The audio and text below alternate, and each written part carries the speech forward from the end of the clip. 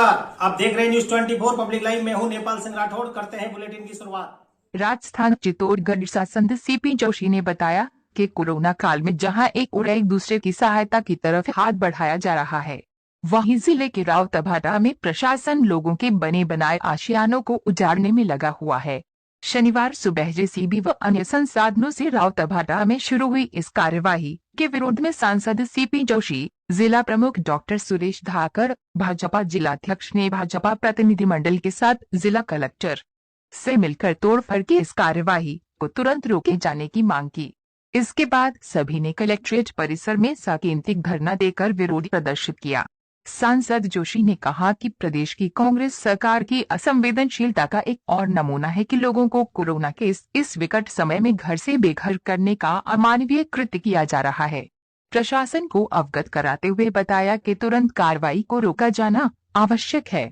जिला प्रमुख डॉक्टर सुरेश धाकर ने रावतभाटा में घरों पर जेसीबी से तोड़फोड़ की उक्त कार्यवाही की कड़ी निंदा करते हुए कहा कि जनता को राहत देने की बजाय आहत करने की ये कार्यवाही निंदनीय है।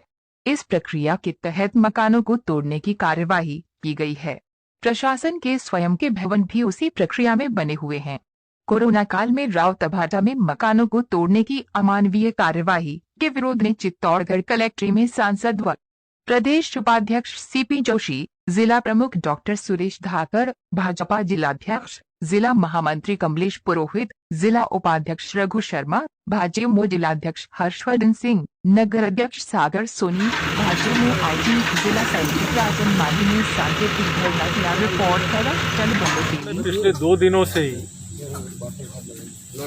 इस लॉकडाउन में जहां सरकारें, आमजन, सामाजिक संगठन सभी सेवा के काम में जुटे हैं, जहां लोग जिनको भोजन नहीं है, जिनको रहने की व्यवस्था नहीं, उनकी व्यवस्था दे रहे हैं, ऐसे में रावतभाटा का प्रशासन वहां के लोगों के मकान तोड़ने का काम कर रहा है।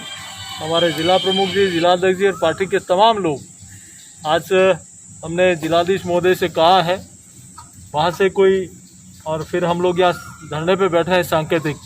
फिर भी अगर सरकार इस प्रकार की मनमर्जी करती है तो इसका परिणाम सरकार को भुगतना पड़ेगा। वहाँ का 25% एरिया एनजीटी के अंदर आता है। वहाँ का तहसील, वहाँ की नगरपालिका खुद एनजीटी में, जिसका पट्टा नहीं है। वहाँ के लोगों ने फाइलें लगा रखी है कि हमें पट्टा दे दीजिए, हम लोग पैसा देने को तैयार हैं। और ऐसे में चुन चुन कर टारगेट करके मकान तोड़ना, बरसों पुराने 40-50 साल से जो लोग बने कब्जे में हैं, जो मकान ज़मीन लेकर खरीद कर वहाँ उन्होंने मकान बनाया हुआ है, ऐसे लोगों का आशियाना उजाड़ने का काम ये सरकार कर रही है, हमारी सरकार। और एनजीटी का स्टे लोगों के पास भोपाल हाई कोर्ट का, जहाँ रीजनल ऑफिस का, उसके बावजूद भी छुट्टी का दिन देखकर वहाँ का प्रशासन वहाँ के लोगों के मकान तोड़ने का काम कर रहे हैं। सामान निकालने की परमिशन नहीं। और तो और कल एक मंदिर को तोड़ा गया।